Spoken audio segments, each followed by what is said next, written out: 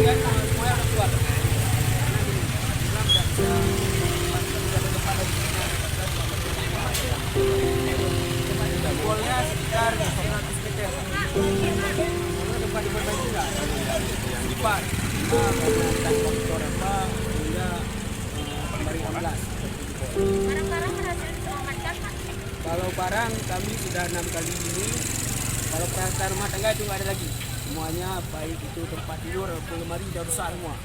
Mungkin kalau memang ada yang ingin membeli, orang tuh nggak berani beli karena setelah kena air itu barang rusak lagi. Jadi hingga saat ini kami masih dalam kondisi waspada dan butuh perhatian khusus. Kemudian jalan-jalan yang ada di jalan besar seperti tempat beton itu sudah rusak semua karena sudah beberapa kali tergenang air. Nah, sementara di mana, Pak? Ada tenda pengungsian di 4 posko di dusun Taik Serem ada, dusun ada, dusun Pabrik ada, kemudian dusun Jalatin juga ada. Rata-rata masyarakat dusun sekitar